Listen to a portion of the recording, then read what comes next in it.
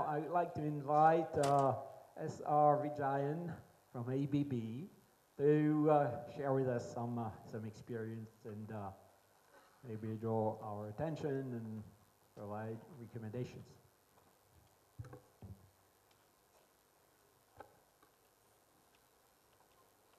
So good afternoon, everybody. Myself, Vijayan sir from ABB, and I'm the Hub Technology Manager and Digitalization Lead for the grid automation business within ABB in India. In this session, we'll be seeing how analytics can be used in asset performance management and how it can really improve in the maintenance and the management of the assets. From the asset management perspective, if you see the challenges of the utilities is the first and foremost is the aging infrastructure. And when we say aging infrastructure, it's, it should not be considered just the age of the equipment or the asset, like 20, 30 years, 40 years, or whichever the age it has been installed. But we need to consider the operational point of view also, like how much time it has been put into operation, how much time it has been on the overload conditions or near threshold conditions, and has there been any faults on these assets, because depending on these parameters the performance of the asset and also the maintenance schedules and requirements may change. So the aging infrastructure is one aspect of it, and then the spending justification. So it's very clear, the cost optimization is always a point to be considered when we at any organization. So when we talk about the asset perspective for the cost justification, so it means the spares that's being procured, it means the maintenance, the workforce that is being there for doing the maintenance, and also the cycle of the maintenance. So whether a particular cycle that is being currently being executed, whether that is required or whether that can be optimized. So basically the optimization of the maintenance and also the optimization of the spend on the spares and also the utilization of the asset.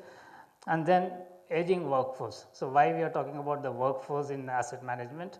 Because we are talking a lot of digitalization and automations happening, and the skill development, the skill competency that is required to implement these solutions. So, and also when we try to have the skill sets and the the workforce which are able to address these issues, it's also important that we have the experienced personnel in the organization who really understand the domain of the assets and the networks. So how do we manage or balance the workforce which is which is of a new trend, talking about the digitalization and automation aspects, and the other trend which is maybe retiring, or the experienced generation which has more knowledge on. So the balancing these two is though there are some processes which may be there as part of the HR within the utilities organization, but how do we manage it in the process? So today if you see the asset management maturity, so the first three levels is where we are today.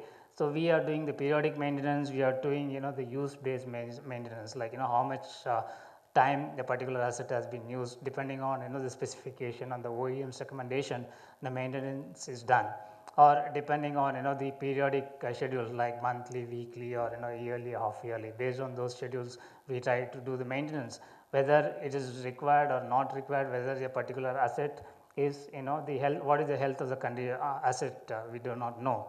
But then when we have little bit of data and then more analytics done, so we mature from we do a stepwise maturity implementation based on condition based to predictive and prescriptive. When we go to the prescriptive, then we try to really see the reliability centered and financial optimization methods which can be applied from these analytics into the system operations. And when we compare with respect to the input and the output, which means the data is the input and the output is the decision or the action, the amount of the human input and the amount of analytics that is being implemented, you can see from the chart. For example, the topmost is the descriptive one, which means to say that if there is a failure, I generate a root cause analysis report, which is descriptive, which is less amount of data from the field or from the assets and more amount of data from the human input based on the troubleshooting or whatever the corrective action he has taken.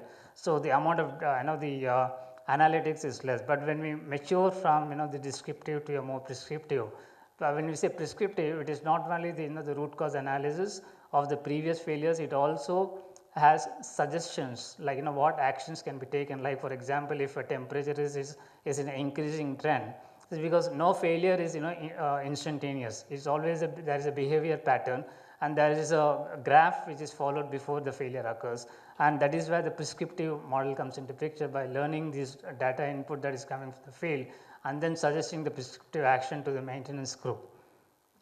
And when we talk about this digitalization or the analytics part of it, so it is not a particular particular what you call the pocket or the silo in the value chain. So starting from the field to the boardroom, so we try to implement various types of the analytical possibilities, and the data collection or the data latency, if you see. If you are implementing something within the field, it is milliseconds to seconds, and then when it comes to the control room, it is in few seconds. Whereas when we really talk about predictive and prescriptive, it is more in years and things like that. Because for doing the predictive and prescriptive, you should have a good amount of historical data. So it's not that you need to have every minute or every second data, but then you need to have a good amount of historical data based on which the system or the machine can do the analysis and then come out with the predictive and prescriptive report. And then going further, not only with the asset management. So if you have an asset performance management working in an analytical way, and if that can be integrated with the workforce management, where the works requests can be generated, and based on which the work orders is generated, and once the field man goes to the field, he is also able to input those inputs is the actions or the activities into the system. So this becomes a whole connected value chain within the asset management cycle, life cycle of an asset. So what are the benefits? Reduce failure risk. So instead of running to the failure, once the asset has failed, and then trying to mobilize the resource, mobilize the asset, which is going to take more outage time, because you don't have instantaneous mobilization capabilities. So it's going to take some time. So, but whereas if you are able to see the asset health and then have the prescriptive analysis done, so you can plan your asset replacement also. So which means that your asset risk is reduced, and also the failure events are reduced, which means that your productivity is going to increase. Productivity not only in terms of the personnel and the asset, you can also utilize the asset to the maximum extent possible.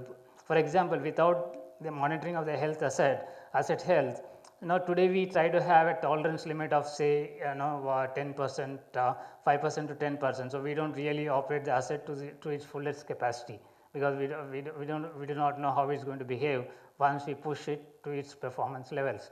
But then once you have this inputs coming from the field and also the analytics reports done, so you can really push the performance of the assets to its maximum capabilities, thereby improving the productivity of the assets. And these are some benefits rather than going by the numbers. Basically, it depends on what amount of the fleet monitoring we are going to implement, and what amount of the maintenance activities we are going to schedule. But then it is going to derive benefits both in terms of the asset maintenance, the risk assessment of the asset, and also the the workforce management in total. Thank you.